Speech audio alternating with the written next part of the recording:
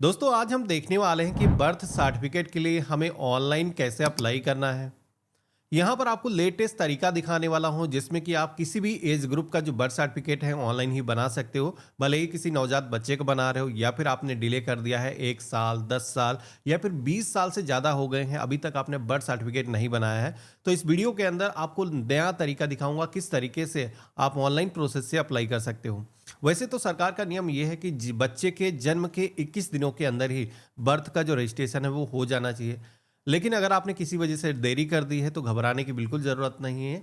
सरकार ने कुछ ऐसी फैसिलिटीज़ दी हैं जैसे कि कुछ एडिशनल डॉक्यूमेंट की ज़रूरत पड़ती है जो आपको देना है। साथ ही में आप सभी को एक्स्ट्रा फीस पे करनी होगी और इसके बाद में आपका जो बर्थ सर्टिफिकेट है ऑनलाइन ही बन जाएगा। तो मैं आपको लाइव दिखाता हूँ किस तरीके से अप्लाई करना है। सबसे पहले तो आपको अपना जो ब्राउज़र है वो ओपन करना है और यहाँ पर आपको सर्च करना है CRS ORGI। तो हमारे सामने गवर्नमेंट की जो ऑफिशियल वेबसाइट है आ जाएगी। वैसे इसका जो लिंक है हमने वीडियो के डिस्क्रिप्शन में और पिन कमेंट के अंदर भी आपको दे रखा है, जहां से भी आप डायरेक्टली इस पोर्टल पर आ सकते हो। अब यहाँ पर हमें एक नए बर्थ सर्टिफिकेट के लिए अप्लाई करना है, जिसके लिए सबसे पहले तो हमें लॉगिन के ऑप्शन पे क्लिक करके अपना एक नया अकाउंट यहाँ पर रजिस्टर करना है, तभी हम अप्लाई कर पाएंगे। इसके लिए जनरल पब्लिक के ऑप्शन पे क्लिक करेंगे। अब यहाँ पर डायरेक्टली मोबाइल नंबर इंटर करके अगर आप लॉगिन करने को ट्राई करोगे तो लॉगिन नहीं कर पाओगे। सबसे पहले तो हमें साइन अप के ऑप्शन पे क्लिक करना है और यहाँ पर हमें अपना जो नेम है, अगर आप ही एडल्ट हो 18 साल से ऊपर हो, आप अप्लाई कर रहे हो तो अपना नाम दर्ज करोगे। नहीं तो यहाँ पर माता पिता जो अप्लाई कर रहे हैं उनका जो नाम है यहाँ पर दर्ज किया जाएगा। बच्ची की इंफॉर्मेशन अंदर हम दर्ज करेंगे। तो यहाँ पर हमने अपना जो फर्स्ट नेम है, मिडिल नेम है, लास्ट नेम है, कुछ इस तरीके से फिल कर दिया है। इसके बाद में मेल फीमेल जो भी जेंडर है यहाँ पर दर्ज करना है। आपकी जो डेट ऑफ बर्थ है यहाँ पर इस कैलेंडर के ऑप्शन पे क्लिक करके सबसे पहले तो ईयर और मंथ और डेट को यहाँ पर चूज करना है और नेक्स्ट की टाइप पे क्लिक करना है। अब यहाँ पर आप सभी से आपका जो एड्रेस है वो पूछा जाएगा। तो हमारा एड्रेस इंडिया के अंदर ही है। अपना स्टेट सेलेक्ट करेंगे, डिस्ट्रिक्ट चूज करेंगे, सब डिस्ट्रिक्ट यानी कि तहसील का नाम सेलेक्ट करना है और अपने विलेज का जो नाम है यहाँ पर सिलेक्शन करना है। आपके पोस्ट ऑफिस का जो पिन कोड है दर्ज करना है और कंप्लीट जो एड्रेस है यहाँ पर दर्ज करना है और यहाँ पर भी हमें नेक्स्ट की टाइप पे क्लिक करना है। अगला स्टेप आएगा जहां पर हमें अपना जो आधार नंबर है दर्ज करना है और हमारी जो नेशनलिटी है इंडियन है, हम इसको सेलेक्ट करेंगे और टर्म एंड कंडीशंस को एक्सेप्ट कर लेंगे और यहाँ पर हमें नेक्स्ट की टाइप पे क्लिक करना है। तो अब आप सभी के सामने अगला जो स्टेप आएगा जहां पर मोबाइल नंबर दर्ज करने के लिए बोला जाएगा। तो जो नंबर आपके पास में एक्टिव रहता है, इस पर मैसेज वगैरह आएंगे तो यहाँ पर आपको दर्ज कर लेना है। यहाँ पर हमें सेंड OTP की टाइप पे क्लिक करना है। तो हमारी ईमेल आईडी को भी वेरीफाई करने के लिए इस पर एक वेरिफिकेशन के लिए कोड आएगा, यहाँ पर आपको फिल करना है और वेरीफाई के ऑप्शन पे क्लिक करना है। तो इस तरीके से हमारी जो ईमेल आईडी है वो भी वेरीफाई हो चुकी है। जब भी सर्टिफिकेट जनरेट होगा तो आपके इसी ईमेल आईडी पर आपको जो है ये जो सर्टिफिकेट है सेंड कर दिया जाता है। तो यहाँ से आप डाउनलोड भी कर पाओगे।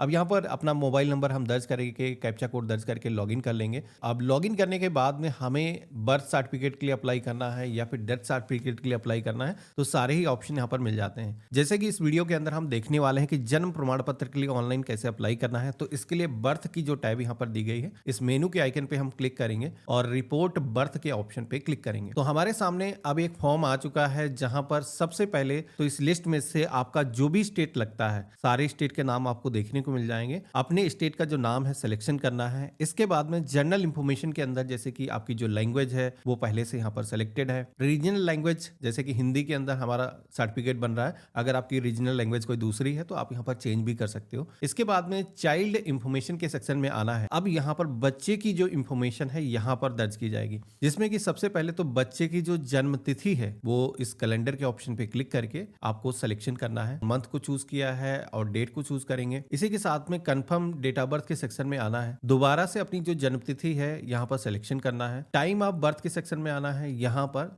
जन्म जिस समय पे हुआ है टाइम यहाँ पर आपको बताना है। इसी के साथ में मेल फीमेल जो भी जेंडर है बच्चे का आपको यहाँ पर सिलेक्शन करना है। इसके बाद में आप सभी से यहाँ पर आधार संख्या भी दर्ज करने के लिए मांगा जाएगा। तो अगर आपने बच्चे का जो आधार इनरोलमेंट है करा रखा है, आज की डेट में जन्म के तुरंत उपरांत ही बच्चे का जो आधार कार्ड है वो बन जाता है। अगर गवर्नमेंट हॉस्पिटल के अंदर जन्म हुआ तो वहीं पर इनरोलमेंट हो जाता है। तो अगर आपने करवा रखा है तो यहाँ पर आप बता सकते हो। अगर नहीं बना हुआ है तो बच्चे का जो आधार का सेक्शन है आप इसे छोड़ भी सकते हो। इसके बाद में अगला सेक्शन मिलता है जहां पर आप सभी को टिक करने के लिए यहाँ पर बोला जा रहा है कि अगर बच्चे का जो नामकरण है वो नहीं हुआ है तो फिर आपको इस ऑप्शन पे क्लिक करना है। इससे होगा ये कि नेम को दर्ज करने का जो ऑप्शन है ये यहाँ पर हट जाएगा। फिर बच्चे का जो नाम है, जैसे कि अभी नामकरण अगर नहीं कराया है आपने, तो बच्चे का जब नामकरण जब होगा तो फिर उस समय आप सभी को फिर यहाँ पर नाम को अपडेट कराना होगा। तो हम ये नहीं चाहते, हम चाहते हैं कि बच्चे का जो नाम है वो साथ ही में बर्थ सर्टिफिकेट पर आ जाए। तो इसके लिए सबसे पहले तो first name, middle name, last name, बच्चे का जो नाम है कुछ इस तरीके से अलग अलग भाग के अंदर दर्ज करना है। नेम को दर्ज सही तरीके से कैसे करना है इसका एक सीट मैंने दिखा रखा है कि किस केस में किस सेक्शन में नाम फिल किया जाएगा, यहाँ पर आप अंदाजा लगा सकते हो। एक चीज यहाँ पर बता देता हूँ कि जैसे हिंदी लैंग्वेज के अंदर नाम यहाँ पर मेरे केस में तो कन्वर्ट होकर के आ चुका है, कुछ लोगों के केस में हो सकता है कुछ नाम ऐसे होते हैं कि उनकी जो मात्राएं हैं सही तरीके से लग करके नहीं आती हैं रीजनल लैंग्वेज के अंदर।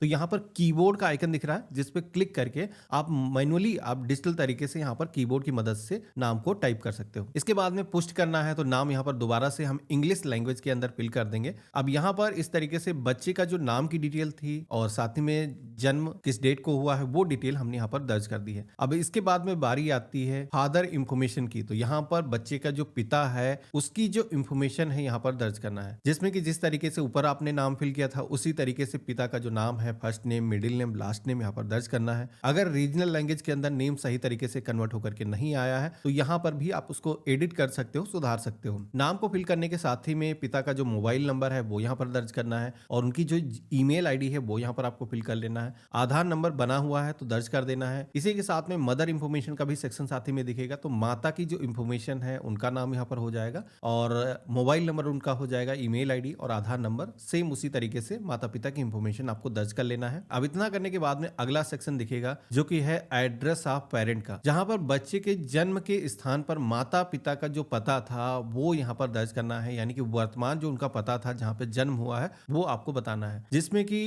इंडिया के अंदर ही हुआ है। तो जैसे कि हम उसका जो स्थान है सिलेक्शन करेंगे, स्टेट हो जाएगा, डिस्ट्रिक्ट चूज करेंगे, सब डिस्ट्रिक्ट तहसील हो जाएगा और विलेज या फिर शहर का जो नाम है यहाँ पर सिलेक्शन करना है और उस एरिया का जो पिन कोड है वो आपको यहाँ पर दर्ज करना है। और इसके बाद में बिल्डिंग नंबर यानी कि हाउस नंबर जो भी है यहाँ पर आपको दर्ज करना है। अपना जो कंप्लीट एड्रेस है, जो भी पोस्ट ऑफिस का नाम है यहाँ पर दर्ज करना है। हिंदी लैंग्वेज के अंदर कन्वर्ट होकर के ऑटोमेटिक आ जाएगा। इनकेस कोई भी करेक्शन है तो यहाँ पर मैनुअली आप कीबोर्ड की मदद से सुधार सकते हो। अब इतना करने के बाद में अगला सेक्शन दिखता है जहां पर परमानेंट एड्रेस भी पूछा जाता है। तो ऊपर जो पता हमने दर्ज किया है माता पिता का, वो पता क्या था कि वर्तमान पता है। इन केस उनका जो परमानेंट एड्रेस कोई दूसरा है, जैसे कि टेम्परेरी उस पते पर रह रहे हैं और वो कहीं दूसरी जगह के रहने वाले हैं, तो ऐसे में परमानेंट जो एड्रेस है उनका वो यहाँ पर आपको बताना है। तो अगर अप्लीकेबल है, मोस्टली लोगों के केस में क्या होगा कि सेम ही पता होगा, तो हम यहाँ पर यस के ऑप्शन पे क्लिक कर देंगे तो अलग से कोई एड्रेस हमें दर्ज करने की जरूरत नहीं होगी। लेकिन यहाँ पर कुछ ऑप्शन आ चुके हैं जिसमें कि प्लेस ऑफ बर्थ यहाँ पर आपको बताना है कि बच्चे का जो जन्म है वो कहाँ पर हुआ है, जिसमें कि आप देखोगे कि कई सारे ऑप्शन यहाँ पर दिखाए गए हैं। तो अगर बच्चे का जो जन्म है किसी हॉस्पिटल के अंदर हुआ है, किसी भी इंस्टीट्यूशन के अंदर हुआ है तो आपको बताना है, या फिर बच्चे का जो जन्म है घर पे हुआ है या फिर किसी अन्य स्थान पे हुआ है, आपको यहाँ पर बताना है। तो जैसे कि बच्चे का जो जन्म है किसी हॉस्पिटल के अंदर हुआ है तो हम सिलेक्शन करेंगे, तो यहाँ पर उस हॉस्पिटल की जो लोकेशन है वो सेलेक्ट करने के लिए बोला जाएगा, क्योंकि गवर्नमेंट के रिकॉर्ड के अकॉर्डिंग जो रजिस्ट्रार होता है जहां पर भी बच्चे का जन्म होता है उसी एरिया का जो रजिस्ट्रार है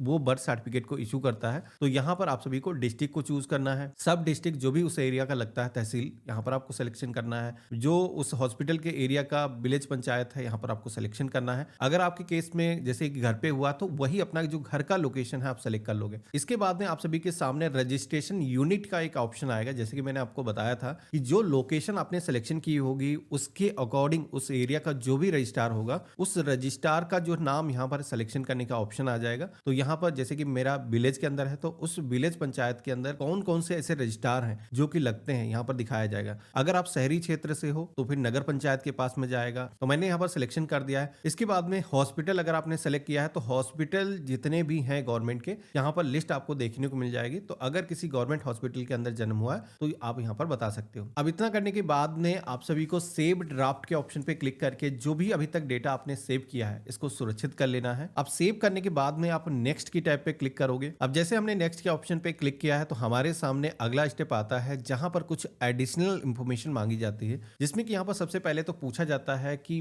माँ का जो निवास था वो कहाँ पे था। अगर माता पिता का जो निवास है जन्म के स्थान पर जो सेम एड्रेस था तो फिर आपको अलग से वो जो एड्रेस है फिल करने की जरूरत नहीं है। फिर आप कॉपी एड्रेस के ऑप्शन पे क्लिक करके वही जो पता है इंपोर्ट कर सकते हो। इसके बाद में अगला सेक्शन मिलता है जहां पर कुछ फादर के बारे में इंफॉर्मेशन पूछी जा रही है कि फादर का जो रिलीजन है वो क्या था। तो यहाँ पर हिंदू, मुस्लिम, सिख, ईसाई जो भी है रिलीजन आपको यहाँ पर सिलेक्शन करना है। फादर की एजुकेशन का लेवल क्या था, शैक्षिक योग्यता क्या थी। तो यहाँ पर कई सारे स्लैब दिए गए हैं, तो जो भी क्वालिफिकेशन का लेवल था आप सिलेक्शन करोगे। इसी के साथ में फादर के ऑक्यूपेशन के बारे में पूछा जाता है। तो फादर अगर कोई किसान था या फिर किसी जॉब के अंदर था या फिर वो घर का कोई काम करता है, सरकारी कोई नौकरी के अंदर था, तो अलग अलग ऑक्यूपेशन के ऑप्शन दिए गए हैं। आपके केस में जो भी एप्लीकेबल है यहाँ पर सिलेक्ट कर लोगे। इसके बाद में मदर इंफॉर्मेशन भी पूछी जाती है। तो माता का जो धर्म है वो क्या था। तो यहाँ पर जो भी रिलीजन है सिलेक्शन करना है। उनकी जो एजुकेशन क्वालिफिकेशन है आपको बताना है। इसी के साथ में माता अगर जॉब के अंदर है, कुछ काम कर रही थी, तो आपको यहाँ पर बताना है। अब इतना करने के बाद में लास्ट में कुछ और भी यहाँ पर एडिशनल इंफॉर्मेशन पूछी जा रही है, जिसमें कि पहला ऑप्शन मिलता है कि शादी के वक्त पर माता की जो आयु थी वो कितनी थी। तो यहाँ पर जितने भी साल की माँ थी, तो यहाँ पर जो फर्स्ट मैरिज है उसकी वो आपको बताना है कि 20 साल 22 साल कितनी एज पर उनकी शादी हुई है। इसी के साथ में जो पहली संतान माँ को हुई है उसकी पहली एज क्या थी जब माँ वो पहली बार बनी है, तो वो जो है ईयर्स में आपको बताना है। तो पहला ही बच्चा है तो वर्तमान जो भी एज है यहाँ पर आपको बताना है। यहाँ पर यह भी पूछा जाता है कि इस माता के इस बच्चे को मिला करके कितने ऐसे जीवित बच्चे हैं, उनकी जो संख्या है वो आपको बताना है। तो इस तरीके से हमने यहाँ पर जो भी संख्या है, जैसे कि अगर एप्लीकेबल नहीं है, एक ही बच्चा भी जन्म हुआ, तो आप यहाँ पर बता सकते हो।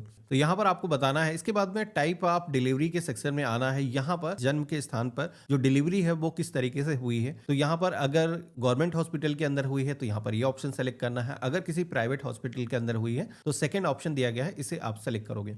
इसी के साथ में मेथड ऑफ डिलीवरी के सेक्शन में आना है। तो यहाँ पर क्या मेथड यूज किया गया है, जैसे कि सिजेरियन हुआ है, किसी हॉस्पिटल के अंदर ऑपरेशन से हुआ है, या फिर नॉर्मल जो स्वाभाविक डिलीवरी का मेथड है वो हुआ है, तो आपको यहाँ पर बताना है। इसी के साथ में पूछा जाता है कि बच्चे का जो वेट है जन्म के टाइम पर कितना था। तो जितना भी केजी वेट था आपको यहाँ पर बताना है। यहाँ पर ड्यूरेशन ऑफ प्रेगनेंसी के बारे में पूछा जाता है। तो जितने भी हफ्ते की प्रेगनेंसी थी वो आपको यहाँ पर वीक्स के अंदर कैलकुलेट करके, जैसे कि 9 महीने होते हैं तो उनको 4 हफ्तों के बीच में कैलकुलेट करके आपको उस तरीके से फिल करना है। हालांकि मेडिकल रिकॉर्ड के अंदर हफ्ते में ही लिखा जाता है, तो उस पर आप देख करके यहाँ पर लिख सकते हो। अब बारी आती है सपोर्टिंग डॉक्यूमेंट की। सपोर्टिंग डॉक्यूमेंट आज की डेट में बर्थ सर्टिफिकेट को बनाने के लिए वेरी करते हैं आपने कितना डिले किया है। जी हाँ दोस्तों, अगर आपने बर्थ सर्टिफिकेट का जो रजिस्ट्रेशन है वो 21 दिनों के अंदर कर लिया है, अगर आप कर रहे हो 21 दिनों के अंदर, तो आपको मिनिमम डॉक्यूमेंट देने की जरूरत है। फिर हॉस्पिटल की तरफ से जो भी आपको डॉक्यूमेंट मिले हैं डिस्चार्ज के समय पर, जो जच्चा बच्चा का कार्ड बनता है वो आप दे दोगे, और इसके बाद में आपका जो सर्टिफिकेट है वो बन जाएगा। लेकिन अगर आपने बर्थ सर्टिफिकेट को बनाते समय डिले किया है, आपने 1 साल 2 साल या फिर 5 साल 10 साल डिले कर दिया है, तो ऐसे में बर्थ सर्टिफिकेट को बनाने के लिए कुछ डॉक्यूमेंट की जरूरत पड़ती है, जिसमें कि सबसे पहले एसडीएम का जो ऑर्डर है वो आपको बनवाने की जरूरत होती है। एसडीएम का ऑर्डर क्या होता है, तो बेसिकली आप अपने तहसील में जाओगे जहां पर रजिस्ट्री वगैरह होती है, तो वहां पर जो वकील बैठते हैं उनसे आपको संपर्क करना है कि हमें एक एसडीएम का ऑर्डर जनरेट कराना है बर्थ सर्टिफिकेट को बनवाने के लिए। तो वहां पर बेसिकली 10 रुपए के स्टाम्प पेपर पर एक डिक्लेरेशन लिखेंगे कि हाँ, बर्थ सर्टिफिकेट का जो रजिस्ट्रेशन है इन्होंने डिले किया है, अब ये जो बर्थ सर्टिफिकेट है बनाना चाहते हैं। एक एप्लीकेशन लिखा जाएगा जो कि एसडीएम के ऑफिस में सबमिट होगा। उसके बाद में एसडीएम एक ऑर्डर जनरेट करके देगा, वो जो ऑर्डर की कॉपी है यहाँ पर अपलोड करना है। लेकिन एसडीएम के ऑर्डर की जरूरत तभी पड़ेगी अगर आपने डिले किया है। अगर आप डिले ज्यादा दिनों करते हो तो फिर आपको कुछ फीस भी पेमेंट करनी पड़ती है, जो कि आगे पेज पर आपको दिखेगी। वेरी करता है कितने दिनों आपने डिले किया है। तो जैसे कि मेरे केस में ये जो रजिस्ट्रेशन हम कर रहे हैं इन्होंने डिले किया है, ये जो बर्थ का रजिस्ट्रेशन है काफी लेट में कर रहे हैं, उसकी वजह से आप देखोगे कि डिस्ट्रिक्ट, सब डिवीजन या फिर एग्जीक्यूटिव मजिस्ट्रेट ऑर्डर जो है यहाँ पर मांगा जा रहा है। तो एसडीएम का जो ऑर्डर है वो यहाँ पर आपको अपलोड करना होगा।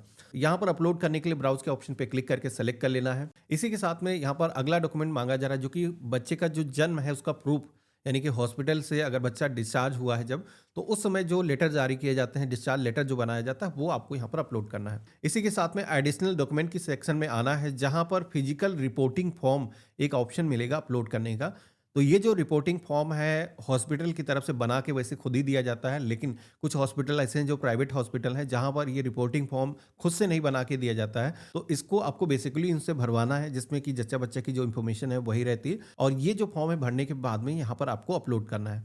ऐड मोर के ऑप्शन पे क्लिक करके कोई ना कोई एक डॉक्यूमेंट आपको अपलोड कर लेना है, और बस आपको सेव ड्राफ्ट के ऑप्शन पे क्लिक करके नेक्स्ट की टैब पे क्लिक करना है। अगले पेज पर आप सभी के सामने एक समरी पेज आ जाएगा कि अभी तक फॉर्म के अंदर जो भी इंफॉर्मेशन इन्फॉर्मेशन आपने दर्ज करी है वो इन्फॉर्मेशन यहाँ पर दिखाई जाएगी, जिसका आपको मिलान कर लेना है। कोई इन्फॉर्मेशन ऐसी है जो गलत दर्ज हो गई है, खास करके ये मिलाना है कि डेट ऑफ बर्थ बच्चे की वो सही होनी चाहिए, उसका नाम सही होना चाहिए, मम्मी पापा का जो नाम है वो सही होना चाहिए। ये चीजें अगर गलत हो जाती हैं तो बाद में चेंज कराने के लिए भी आपको काफी मशक्कत करनी पड़ती है। तो यहाँ पर अब मेरे केस में सारी चीजें सही लग रही हैं। हम यहाँ पर नेक्स्ट की टैब पे क्लिक करेंगे। अब जैसे हमने नेक्स्ट के ऑप्शन पे क्लिक किया है तो अब यहाँ पर आप सभी को प्रमाण पत्र किस लैंग्वेज में चाहिए सेलेक्ट करने का ऑप्शन आएगा। तो इंग्लिश वाला जो ऑप्शन है इसे सेलेक्ट करना है। यहाँ पर आपको फीस का पेमेंट करने का ऑप्शन आएगा। मेक पेमेंट के ऑप्शन पे क्लिक करेंगे। अब ये पेमेंट आप यूपीआई के जरिए कर सकते हो, डेबिट कार्ड, क्रेडिट कार्ड के माध्यम से कर सकते हो। आफ्टर पेमेंट आप सभी के सामने सक्सेस का मैसेज कुछ इस तरीके का आएगा, जहां पर हमने ये जो फीस है ऑनलाइन सफलतापूर्वक पेमेंट कर दी है। इसकी जो पावती स्लिप है वो हमें दी गई है, जो कि हम चाहें यहाँ पर डाउनलोड करके अपने पास में सुरक्षित करके रख सकते हैं। बर्थ सर्टिफिकेट को बनाने का जो प्रोसेस है वो मेरी तरफ से पूरी तरीके से कंप्लीट हो चुका है। कभी भी आप दोबारा से इस पोर्टल पर आओगे तो जो एप्लीकेशन का रेफरेंस नंबर है यहाँ पर देखने को मिल जाएगा,